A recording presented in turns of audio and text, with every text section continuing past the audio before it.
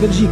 Je vais bientôt passer la parole à JP qui est un passionné de colombophilie. Voilà JP, je te passe la parole et à tantôt. Bonjour à tous les auditeurs, donc depuis le salon Fugain.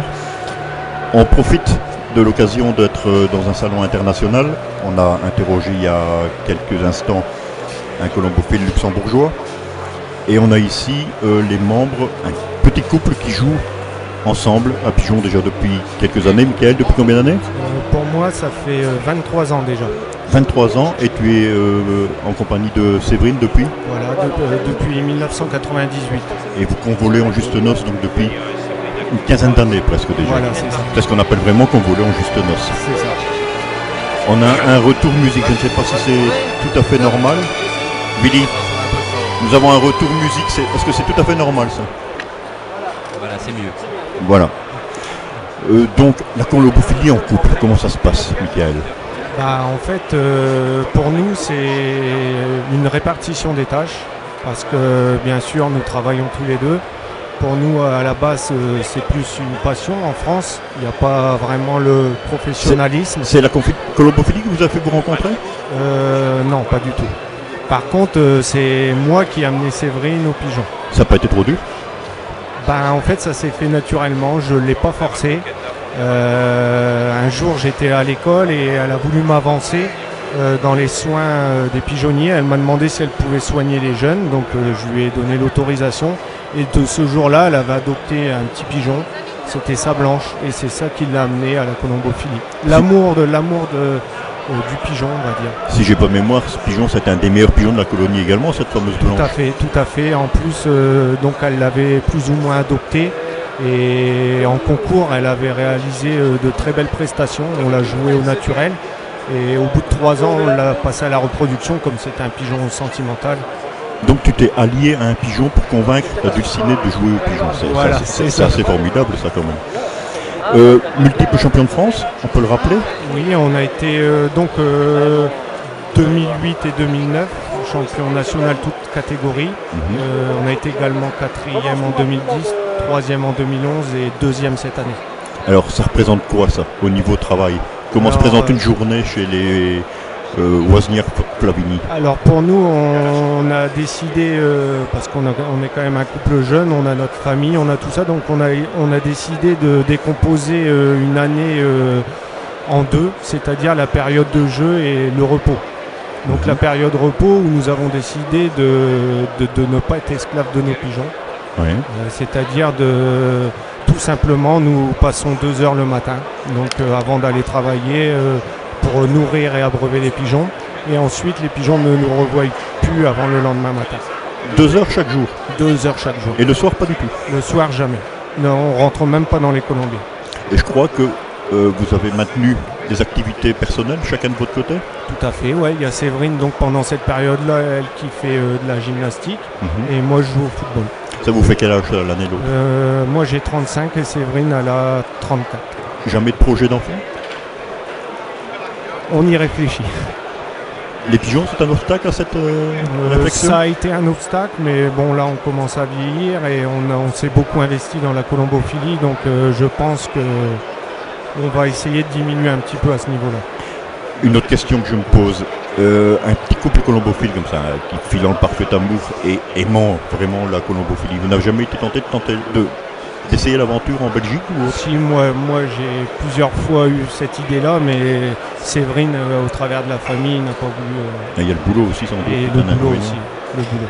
C'est pas trop dur de jouer en France? C'est quand même, ça devient de plus en plus difficile.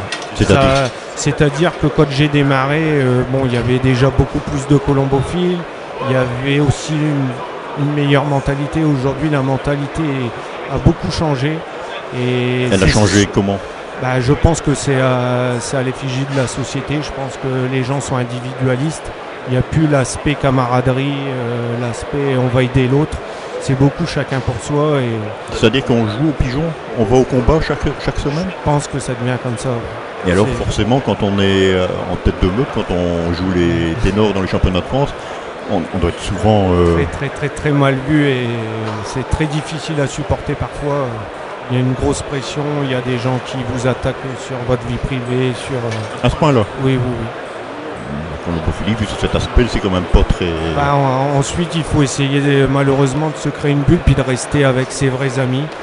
Parce qu'on en a quand même, bien sûr. Et puis, j'aime bien quand même.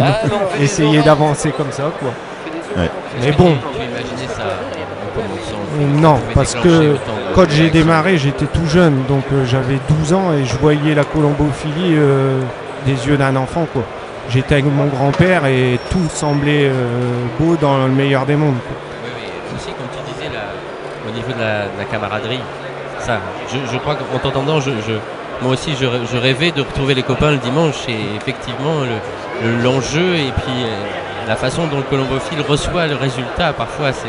Voilà, tout à fait. Ça en dépasse, fait, moi, quand j'ai démarré, ceux qui étaient en tête, je les avais pour idole, je les avais pas pour adversaires.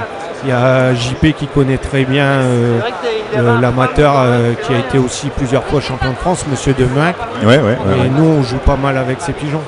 Et à cette époque-là, les gens disaient plutôt, comme partout, hein, il triche, il est bien placé. Moi, je me disais un jour, je veux essayer d'arriver à son niveau. Mais justement, quand on parle de Moink, qu'on dit en France, là, comme oui, on dit en France, de Moink, Jean-Claude de Moink, il s'est un peu retiré de la colombophilie, un peu pour ces raisons, justement. Pour toutes ces raisons, justement. Lui, il a connu vraiment encore 30 ans avant moi, donc c'était vraiment l'après-guerre presque. Et là, il y avait la colombophilie. Dès qu'on va chez lui, il nous raconte ses histoires avec les vélos, les gens qui allaient en loger à vélo. Il passait 1 heure après chaque dépouillement pour raconter leurs petites anecdotes. Mais alors, ma question est la suivante. Où le couple Voisinier-Flavigny trouve le plaisir, alors? Où réside le plaisir dans la pratique du sport colombophilie? Nous, notre plaisir, c'est en fait d'essayer d'amener nos pigeons, nos propres pigeons, de les amener au plus haut niveau au travers de notre travail, des cultures d'origine. Et on parvient à faire abstraction de toute cette jalousie qui tourne autour malgré tout? Au bout d'un moment, je pense que les premières années, c'est difficile, mais ensuite, on se crée une carapace.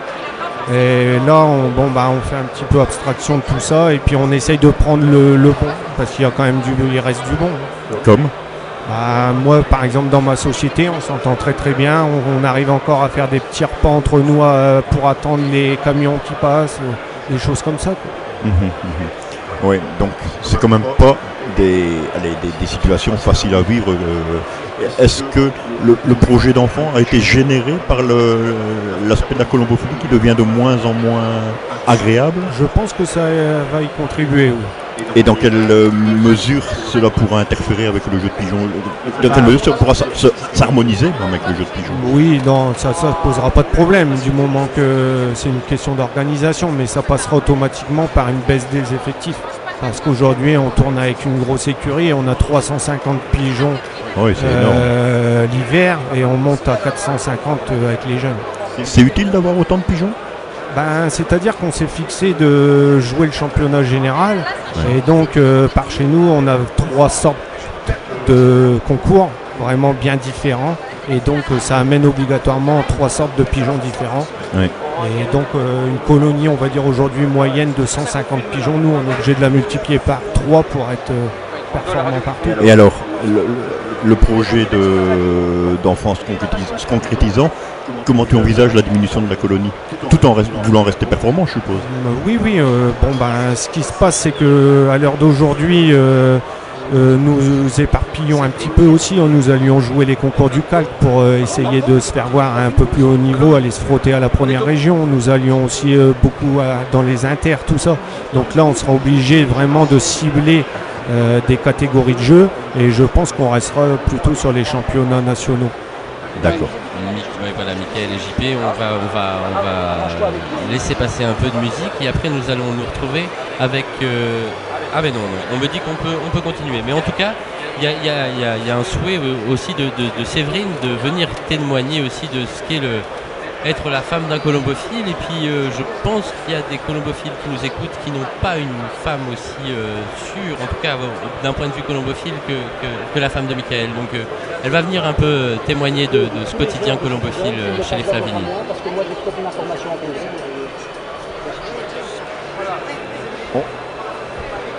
On est encore à l'antenne? On est toujours à l'antenne, excusez, c'est des petits aléas du direct. Donc il y a Séverine qui va passer la parole, qui va prendre la parole. Alors j'en profite, JP, pour rappeler le concours. Donc tous les jours, il y aura un tirage au sort à 16h. Et les bons pour ce concours sont à retirer chez Colombie, au stand Colombie. Donc tous les jours des lots à gagner avec tirage au sort, donc à 16h aujourd'hui et demain. Voilà, Michael a passé la parole à la charmante Séverine, qui va nous raconter un peu son arrivée parmi la colombophilie. On a eu le point de vue de Michael, et maintenant on aimerait bien entendre le point de vue de Séverine. Comment est-ce qu'il t'a convaincu de rejoindre les rangs de la colombophilie? Alors il m'a pas convaincu du tout. On était tous les deux à l'école, donc pour l'avancer j'ai voulu gratter les jeunes. Et j'ai une petite femelle blanche qui n'arrêtait pas de le piailler, et le seul moyen de le calmer c'était de le mettre dans ma veste de survêtement. Et c'est l'amour de ce pigeon-là qui m'a amené à la colombophilie. La vie d'une femme mariée en étant colombophile, c'est facile? Oui, il faut s'organiser.